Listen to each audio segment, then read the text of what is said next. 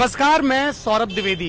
दी Lallan top की team, जैसा कि आपको पता है, बरेली में है कल से। आप दीनानाथ की लस्सी का बोर्ड देख रहे हैं। शहरों का मानचित्र ऐसे भी बनता है जब शहर की स्वाद की सबसे मशहूर दुकानों के हिसाब से रास्ते बताए जाते हैं। यूं तो इस चौराहे का नाम नोवेल्टी चौराहा है, पर मेरा बस चले तो मैं इस चौराहे का नाम चटोरा चौराहा कर दूं। और ये चटोरा बहुत ही सकारात्मक अर्थों में, क्योंकि इसी नोवेल्टी चौराहे के किनारे सबसे पहले दीनानाथ का ये लस्सी भंडार है, उनकी मशहूर लस्सी है। जब हम लोग दिल्ली से आ रहे थे तो कई लोगों ने लल्लन टॉप के फेसबुक पेज पे मैसेज किया कि दीनानाथ की लस्सी पे ज़रूर जाइएगा। हम लोग कल रात में आए तो बाबूजी ने कहा कि दिन में आना, ज़्यादा लोग होंगे। ये इसके बगल में मशहूर त्यागी रेस्टोरेंट है, इसकी कचौड़ी भी बड़ी मशहूर है। पहले आपको कचौड़ी के शॉट दिखवा दें ताकि लंच के ठीक बाद आपको थोड़ा सा मासूम मलाल भी हो जाए कि यार जल्दी खा लिया। ये देखिए, यहाँ दिन रात कचौड़ी बनती रहती है और भीतर पूरी भीड़ भरी हुई है। 40 रुपए की थाली है, हर थाली में 4 कचौड़ी होती हैं। एक कचौड़ी 10 रुपए की होती है। दिन भर यहाँ जमघट लगा रहता है। ये सामने जो सड़क है ये बस स्टैंड की तरफ जा रही है। तो हम लोगों ने दीनानाथ जी से पूछा, मतलब उनका तो देहांत हो गया, उनके जो बेटे हैं उनसे तो बोले कि साहब हमारे यहाँ लस्सी का ही काम होता है। हमें लगा सर्दियाँ हैं तो लस्सी कम बिकती होगी, पर हम गलत हैं। अभी भी दुकान में काफ़ी लोग बैठे हुए हैं, तर गजक भी बिकने लगी है। तो बात करते हैं। सर, क्या नाम है आपका? मेरा नाम श्याम कुमार है। दीनानाथ जी आपके पिताजी थे? ताऊ जी थे। ताऊ जी थे। कितनी पुरानी है ये दुकान श्याम जी? 60 साल करीब हो गए। 60 साल से। तो ये ऐसा क्या खास है कि इस लस्सी इतनी मशहूर है, दिल्ली तक धमक है?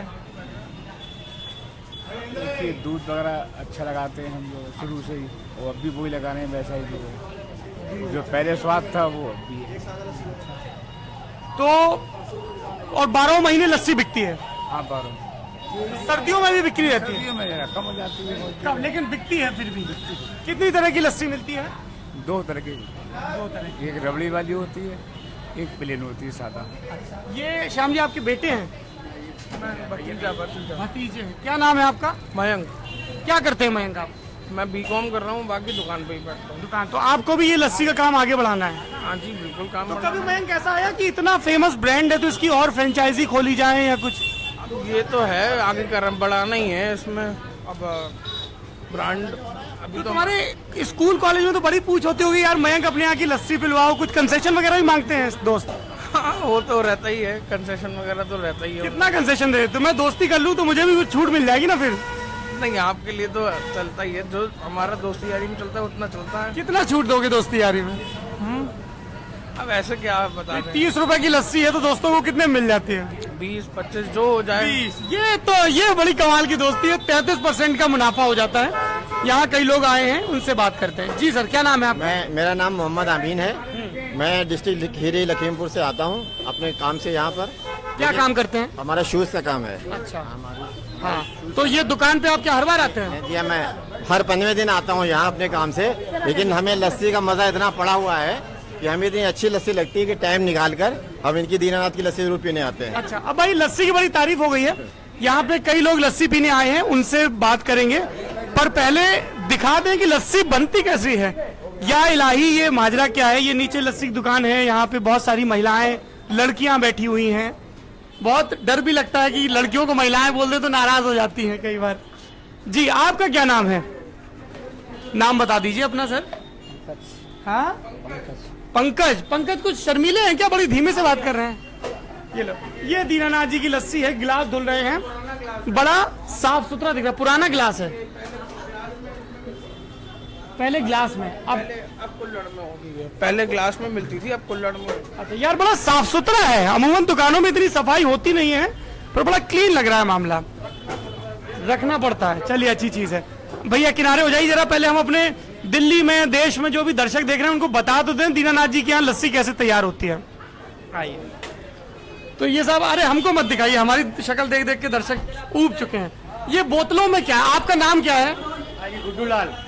गुड्डू जी, ये बोतलों में क्या भरा है? ये तो वाइन की बोतलें लग रही हैं। ये चीनी का शरबत है जी।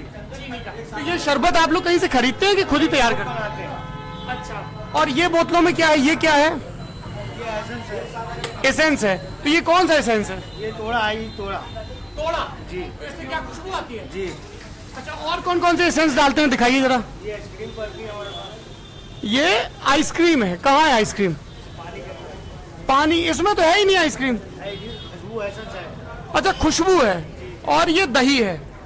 Very good. तो इसेंस कौन कौन से होते हैं ये बताइए। वो पीछे भी बोतलें रखी हैं। एसेंस है, गुलाब है, खस पड़ती है, सीजन के हिसाब से डालते हैं। तो अभी सर्दियां चल रही हैं तो क्या सीजन चल रहा है? इस टाइम आइसक्रीम चल रही है।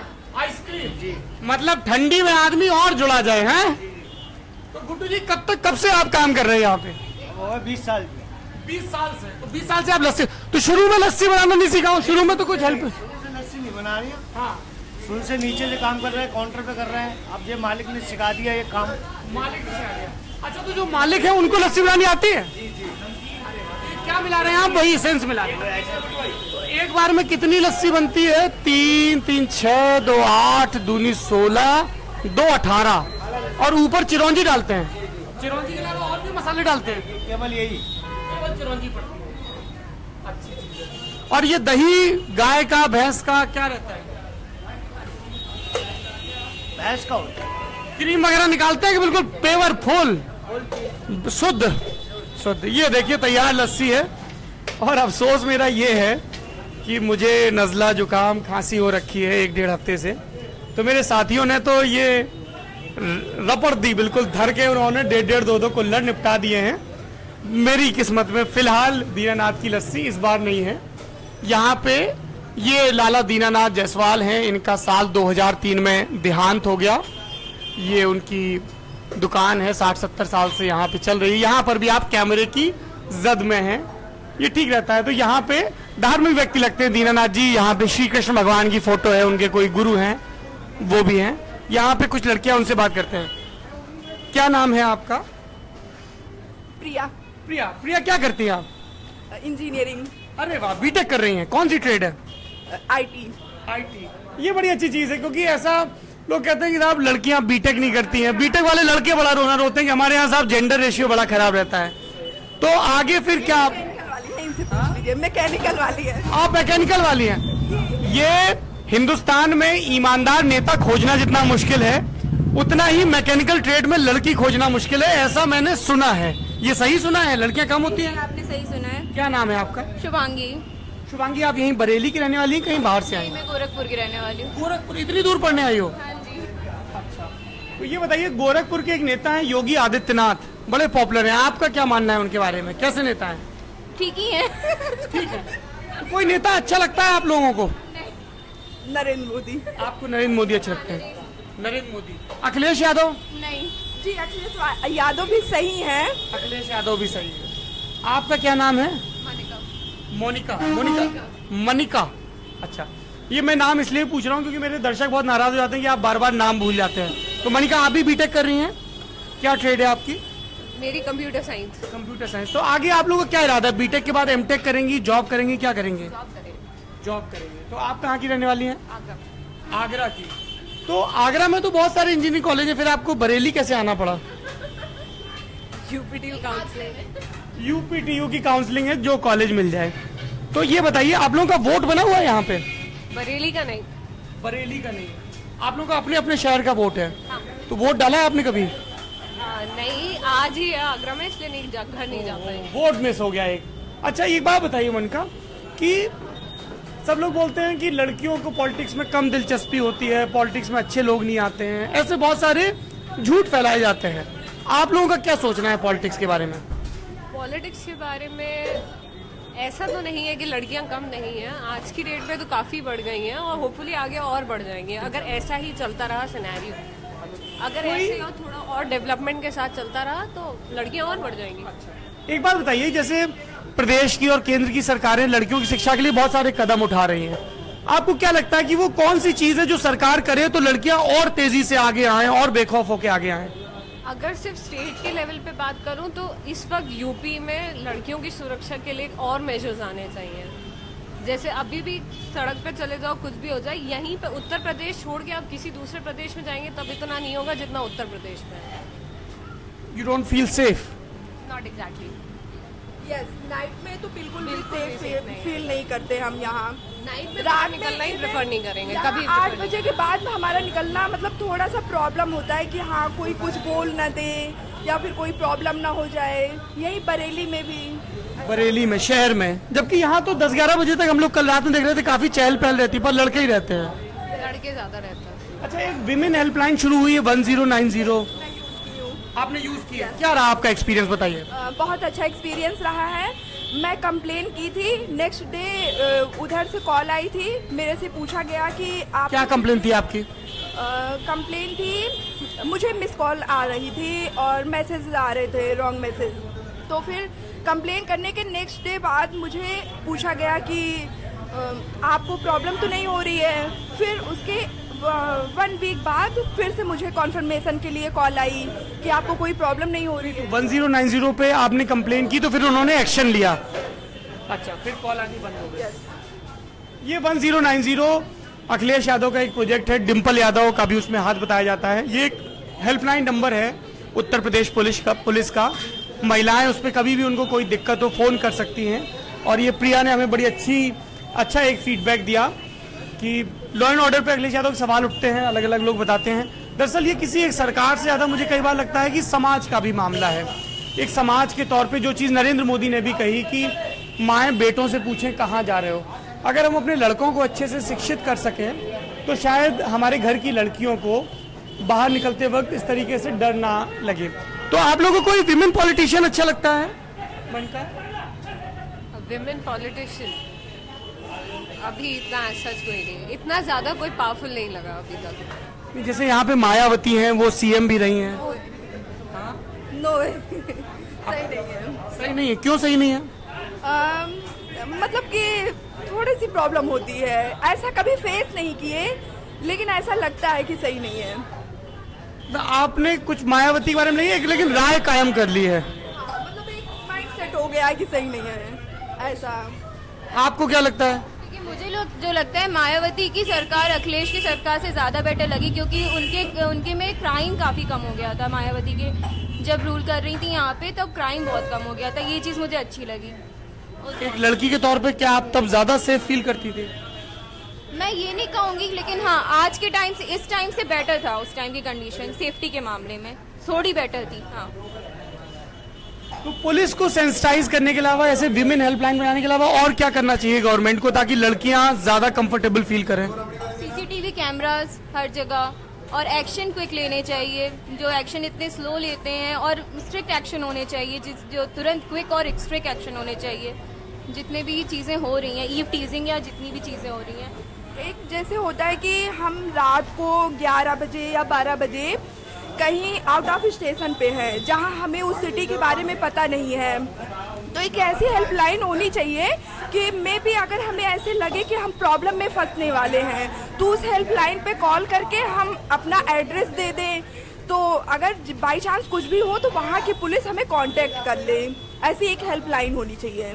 ये तो अच्छा सजेशन है कि कहीं पर भी किसी इलाके में कोई लड़की फंसी हुई है, उसको नहीं पता इलाके के बारे में, वो पुलिस को फोन करे और पुलिस एक हेल्पर जैसी नजर आए। ये हमारे पीछे एक प्रत्याशी हैं, कौन है बाबूजी ये कैंडिडेट? राजेश अग्रवाल। ये कौन सी पार्टी से है? ना, ये तो आईएमसी से है। आईएमसी, ये कौन सी पार्टी है? लोकल पार्टी है। अच्छा, यहाँ से ये चुनाव लड़ रहे हैं। आइए प्रत्याशी जी, मैं दिल्ली से आया हूँ मीडिया से। अच्छा रहा आप आ गए तो हम। क्या नाम है आपका? इधर कैमरा इधर है। मंजीत सिंह बिट्टू। आप कौन सी पार्टी से हैं? इत्तेहाद मिल्लत काउंसिल आईएमसी से। इत्तेहाद मिल्लत काउंसिल, क्या इत्तेहाद मिल्लत का मतलब क्या होता है, आप हमारे सारे दर्शकों को बताएंगे?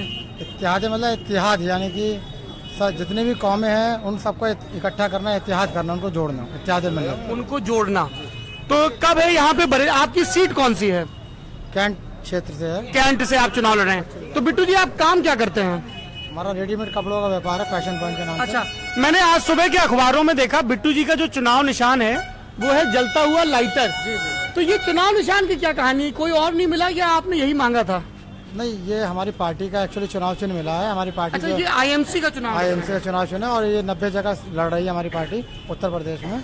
अच्छा, तो बिट्टू जी ये पार्टी का कौन है मुखिया, क्या है इसकी विचारधारा, कुछ बताइए हमारे दर्शकों को। पार्टी के मुखिया मौलाना तौकीर रजा खान साहब हैं। कहाँ के रहने वाले हैं? नहीं, बरेली के ही हैं। जब बरेली की लोकल पार्टी है, तो घर की पार्टी है। घर की पार्टी नहीं, बरेली में आला हजरत साहब यहाँ के जो हैं, आला हजरत साहब की मान्यता पूरे विश्व में है। जी जी जी। तो यहाँ आला हजरत साहब के जो मतलब खानदान आला हजरत के जो मौलाना तौकीर रजा खान साहब है, उन्होंने एक पार्टी बनाई है सभी कौमों को जोड़ने के लिए, सभी धर्मों को जोड़ने के लिए, और एक कौमी एकता की। जैसे आप जानते हैं शहर में 2010 में और 2012 में दंगे हुए थे। बरेली में बताइए जरा क्या हुआ था उन दंगों में? 2010 में दंगे हुए थे, काफी दुकानें जल गई थी, लोगों को नुकसान हुआ था, परेशानी हुई किस थी। वजह से हुए थे दंगे?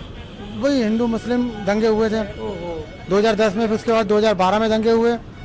इन दंगों की वजह से पूरा व्यापारी वर्ग परेशान हो गया, जीवन अस्त व्यस्त हो गया। बरेली जिन्होंने दंगे में हिस्सा लिया उनको रजत, ये मैं सवाल पूछ रहा हूँ, आप जरा ये देखिए, जैसे नरेंद्र मोदी के पोस्टर और कई नेताओं के पोस्टर लगे रहते हैं, वैसे ही बिट्टू जी के पोस्टर उनके कई समर्थकों ने लगा रखे हैं। तो आप लोग बीजेपी पोस्टर हटाते भी हैं कि हमेशा लगाए रहते हैं? बढ़िया। अब आप लोग नारा रोक, चलिए बिट्टू भैया ने इशारा कर दिया तो अब लोग रुक गए। बिट्टू जी आप क्या काम करते हैं? रेडीमेड कपड़े का काम करते हैं। रेडीमेड कपड़ों का, तो इसलिए आप लोगों को लगता है कि कारोबारियों की चिंता आप ज्यादा समझ पाएंगे। अच्छा, तो ये बताइए कि आपके प्रचार में कोई बड़ा नेता या कोई किसी ने रैली वगैरह की है? नहीं, हमारे राष्ट्रीय अध्यक्ष मौलाना तौकीर रजा खान साहब ने जो सभाएं कर रहे हैं, रोज सभाएं हो रही हैं, हमसे 7-8 सभाएं रोज हो रही हैं हमारी, और रोज मीटिंग हो रही है हमारी।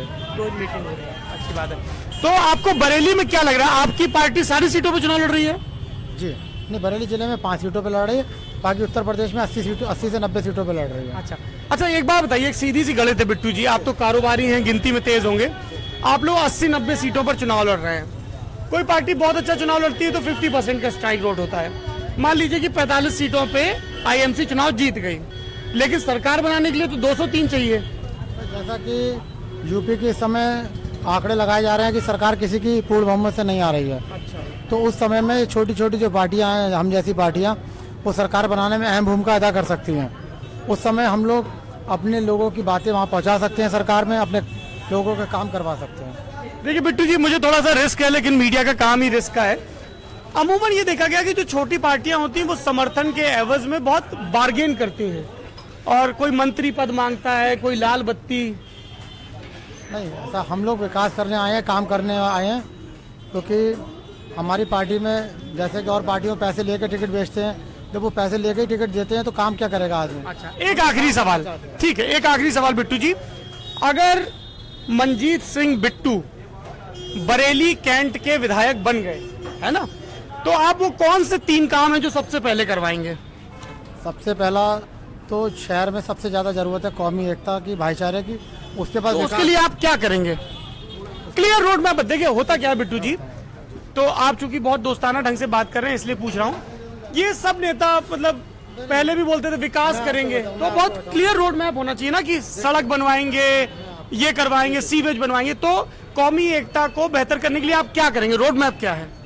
कौमी एकता को भाईचारा बढ़ाने के लिए जो हिंदू धर्म के जो प्रोग्राम होते हैं उसमें मुस्लिम लोग पहुंचते हैं। हमारे यहाँ कार्यक्रम होता है, सामने दुकान है हमारी, वहाँ पे हर साल कार्यक्रम होता है, रोजा इफ्तार कार्यक्रम, जिसमें हिंदू, मुस्लिम, सिख, ईसाई, क्रिश्चियन सभी लोग पहुँचते हैं। अच्छा, यहाँ ईसाई भी खूब हैं? ईसाई लोग कम है, लेकिन आते हैं हमारे कार्यक्रम में। अच्छा। फिर होली मिलन समारोह हमारे यहाँ होता है, उसके अलावा हमारा नगर कीर्तन निकलता है सिख समाज का। हाँ। तो सभी धर्मों के हम कार्यक्रम अपनी दुकान पे करते आए हैं पिछले 10-11 सालों से। अच्छा। ये नहीं कि चुनाव लड़ने के लिए हमने तो आपको लगता है कि इससे कौमी एकता दुरुस्त हो जाएगी? दूसरा क्या काम करेंगे? दूसरा काम हम विकास के लिए करेंगे, विकास की हालत बहुत बुरी है। और तीसरा जो काम है कानून, विकास के लिए क्या करेंगे? तो कहीं कोई सड़क बनवाएंगे, खड़ंजा, क्या करेंगे? सुभाष नगर हमारा बहुत बड़ा क्षेत्र है, मतलब कैंट विधानसभा में सबसे बड़ा एरिया सुभाष नगर का है। सुभाष नगर में एक पुल बनना है, काफ़ी समय से पुलिया है। एक विधायक हमारे 20 साल से हैं, उन्होंने कभी भी उसका पुल नहीं बनवाया, और एक सड़क बनाने की उद्घाटन करके नारियल फोड़ के, और सड़क भी फूट गई और नारियल भी फूट गया, लेकिन सड़क नहीं बनी। नारियल भी फूट गया, सड़क भी फूट गई, सड़क नहीं बनी। अच्छा, बड़ी अच्छी से बात हो गई। एक आखिरी सवाल जल्दी जल्दी पूछ लेते हैं, नरेंद्र मोदी के बारे में आपका क्या सोचना है? देखिए, नरेंद्र मोदी जो है ऐसी पार्टी की अगुवाई कर रहे हैं जो पार्टी बांटने की, लोगों को तोड़ने की राजनीति करती है। अच्छा। क्योंकि वो अभी उत्तर प्रदेश में चुनाव हो रहे हैं, एक भी मुस्लिम प्रत्याशी को टिकट नहीं दिया है, इससे समाज में दुर्भावना पैदा होती है। मुसलमान हिंदुओं से कटता है, हिंदू मुसलमान से कटता है। यदि ऐसी सोच अगर समाज में फैलेगी तो यकीनन दंगे फसाद होते रहेंगे, लड़ाई झगड़ा होता रहेगा। अखिलेश यादव के बारे में क्या सोचना है? देखिए, अखिलेश जी के बारे में यही कहना चाहूँगा कि जो आदमी अपने घर में एकता नहीं कर सकता, अपने घर में मिलजुल के नहीं रह सकता, तो वो शहर में समाज में क्या जोड़ेगा लोगों को। मायावती के बारे में क्या सोचना है? मायावती के बारे में तो मुझे सिर्फ इतना कहना है कि जो पार्टी का मुखिया पैसे लेके टिकट बांटता हो, तो उस पार्टी के लोगों से क्या आप उम्मीद कर सकते हैं? जो 1 करोड़ 2 करोड़ खर्च करके टिकट लेके आया वो विकास करेगा जनता का या अपना विकास करेगा? और राहुल गांधी? देखिए, राहुल गांधी के बारे में कुछ भी कहना बेकार है, सब लोग जानते हैं, मैं ज्यादा क्या कहूँ। राहुल गांधी को कोई सब हल्के में लेते हैं। मैं कहना चाहता हूँ, जी जी बाबूजी बताइए। मैं ये कहना चाहता हूँ, क्या कांग्रेस पार्टी या बीजेपी या समाजवादी और पार्टियां, अदर पार्टियां जो भी हैं, क्या सिख समाज उनको नजर नहीं आता? कहीं यूपी में सिख समाज को किसी पार्टी ने वोट देने का कोशिश नहीं करी है। किसी पार्टी ने कभी भी यूपी के अंदर कभी वोट नहीं। बाबूजी क्या नाम है आपका? मेरा नाम अरिजीत सिंह है। अमरजीत सिंह। अमरजीत जी, आप सिख समाज की बात कर रहे हैं। मैं लुधियाना में रहा हूँ, संपादक था वहाँ पे, और चंडीगढ़ रहा हूँ, कानपुर में रहा हूँ, जहाँ पे मुझे कभी ऐसा नहीं लगा कि सिख समाज को अलग से किसी सरकारी इमदाद, ये तो बड़ी मेहनती कौम है, वो अपने पैरों पे इतने खड़े हुए हैं। यूपी में क्यों नहीं कहा जाता है? अब आपको पंजाब में गढ़ सिखों का वहाँ तो कहा जाता है, मगर पर यूपी में भी जहाँ सिख हैं वो बहुत कारोबारी हैं, उनकी माली हालत ठीक है, वो तो और दूसरों की मदद करते हैं। कारोबारी तो दूसरे संगठन के लोग भी हैं, तो सिखों क्यों नहीं मान वोट दिया जाता है? सिखों क्यों नहीं खड़ा? अच्छा, तो सिखों की क्या स्पेसिफिक मांग है? क्या मांग बताइए अपनी क्या है? मैं समझता हूँ कि सिख क्या कम स्ट्रेंथ में है, इसलिए इनको टिकट नहीं दिया जाता। नहीं, उनके लिए क्या करना चाहिए? आप कह रहे हैं उनको टिकट देना चाहिए? टिकट देना चाहिए, उनको ओहदे देने चाहिए। आज सिखों की जितनी सिख इंडिया के लिए कुर्बानी सिखों ने दी है, शायद किसी कौम ने, किसी वर्ग में नहीं दी है। अच्छा, ये बात मैंने आपकी अमरजीत जी मान ली, लेकिन जिन्होंने कुर्बानी दी उन्होंने कौम के नाम, उन्होंने तो मुल्क के नाम पे कुर्बानी के नाम दी है ना। तो क्या मुल्क में सिख नहीं है? या वोटर जितना ले रहे हैं, किस नाम से ले रहे हैं? आप पब्लिक से ले रहे हैं? क्या सिख पब्लिक में नहीं आते? हम पब्लिक में नहीं आते? ये एक लोकतंत्र का, राजनीति का नया नजरिया है। प्रत्याशी बिट्टू जी हमारे कान में कह रहे हैं कि मैं कांग्रेस पार्टी के बारे में कुछ और बताना चाहता हूँ। बताइए साहब। देखिए, कांग्रेस पार्टी के बारे में बताना चाहता हूँ। 1984 में ऑपरेशन ब्लू स्टार चला। पहली बार शायद पूरे विश्व में ऐसा हुआ होगा कि अपनी देश की जनता के ऊपर तोपों से हमला किया गया, और वो भी धार्मिक स्थल पे तोपों से हमला किया गया। जो ऐसी सोच रखते हैं अपने राजनीतिक फायदे के लिए, और उसके बाद कत्लेआम हुआ सिखों का, और आज तक किसी को सजा नहीं मिली। जो ऐसी दुर्भावना से काम करते हैं जो पार्टी, वो पार्टी कभी किसी का विकास नहीं कर सकती, कभी किसी को साथ लेकर नहीं चलती। बिट्टू जी ने ऑपरेशन ब्लू स्टार का जिक्र किया। बिट्टू जी ने ऑपरेशन ब्लू स्टार का जिक्र किया। जिन दर्शकों की इतिहास में दिलचस्पी, उन्हें पता होगा 70 के दशक में अकाली दल पंजाब में बहुत मजबूत हो रहा था। उन्होंने आनंदपुर साहब का प्रस्ताव पेश किया था, जिसमें कई अलगाववादी सी साउंड करने वाली मांगे थी। आप मुझे धक्का देंगे तो मैं नीचे चला जाऊंगा। मैंने तो सुना था कि बरेली के लोग बड़े मीठे होते हैं, तो धक्का दे रहे हैं आप लोग। हम तो बिट्टू जी को देश को दिखा रहे हैं। मैं शुरू करूं? आनंदपुर साहब का प्रस्ताव आया, और उसके बाद कांग्रेस को लगा कि अकाली दल की राजनीति को किनारे किए जाने की जरूरत है। एक छोटी टकसाल थी, दमदमी टकसाल, वहाँ के धर्मगुरु थे जरनैल सिंह भिंडरा वाले, उनको ताकत दी गई सरकार के द्वारा। फिर वहाँ पे बदअमनी फैलती गई पंजाब में, भिंडरा वाले लगातार मजबूत होता गया, प्रशासन को चुनौती दी, निरंकारी संत की हत्या हुई, बहुत बलवे हुए, दोनों तरफ से झगड़े हुए, और उसके बाद भिंडरा वाले इतने बड़े हो गए कि उन्होंने अकाल तख्त पे जाके कब्जा कर लिया। और उसके बाद सरकार की ये विफलता रही कि वहाँ पे आतंकवादी जाके कब्जा कर ले गए, उन्होंने समय रहते रोका नहीं, और बाद में फौज को वहाँ पे भेजना पड़ा। ऑपरेशन ब्लू स्टार हुआ, उसके बाद भी कत्लेआम चलता रहा। वहाँ पे एक त्योहार था, माघी मेला था, यही टाइम था, है ना। तो माघी मेला के दौरान वहाँ पे जब फौज अंदर गई तो कई नागरिक भी मारे गए। फौज का कहना है कि भिंडरा वाले के लोग उनको शील्ड की तरह यूज कर रहे थे। उसके बाद जब ज्ञानी जैल सिंह अमृतसर गए तो उन पर, स्वर्ण मंदिर गए दरबार साहब, तो उन पर भी गोली चली। वहाँ पे एक DIG थे अटवाल साहब, उनका मर्डर हुआ। दोनों ही तरफ की गलतियाँ थी। बाद में इंदिरा जी को अपनी जान चुकानी पड़ी, और देश में सिख विरोधी दंगे हुए। उसके बाद मिलिटेंसी फैली, जो बाद में ठीक हो गई। बेअंत सिंह आखिरी बड़े शिकार थे उसके, पंजाब के मुख्यमंत्री थे। सर, पूरा देश सफर किया है, ये ऐसे कौम करके अलग मत करिए। आप ये बताइए, आप एक बात बताइए अमरजीत जी, नहीं आपको मैं बाबूजी कह रहा हूँ, है ना, तो इसलिए कह रहा हूँ ना कि आप बुजुर्ग, इसमें हमारी आपकी कौम कहाँ से आ गई? मुल्क में सब बेहतरी के लिए काम कर रहे हैं। अब ये आपके साथ जो घूम रहे हैं, ये आपकी कौम देख के थोड़ा ना घूम रहे हैं, आपका व्यवहार होगा, इंसानी भाईचारा होगा। चुनाव अपनी जगह है, लेकिन उसको ऐसे कौम का नारा बुलंद नहीं करना चाहिए। दी लल्लनटॉप.com आया तो था लस्सी की कहानी सुनाने, त्यागी की कचौड़ी की, पर वो कचौड़ी और लस्सी बिट्टू जी की तरफ मुड़ गई और बिट्टू जी की तरफ से ऑपरेशन ब्लू स्टार की तरफ हमारा एक ऑपरेशन जारी है। ऑपरेशन वोटरों के मत की बात को दी लल्लनटॉप.com और F चुनाव के जरिए पूरे देश तक पहुंचाने का ये कारवां चल निकला है। 8 मार्च 7वें यानी कि आखिरी फेज की वोटिंग तक ये उत्तर प्रदेश के दूर दराज के गांवों में, कस्बों में, शहरों में जाएगा और वोटरों की दिक्कतें, उनकी नेताओं से आस, उनके टूटे वादों की कहानी सुनाएगा। आपने हमारी बात सुनी, इसके लिए बहुत शुक्रिया।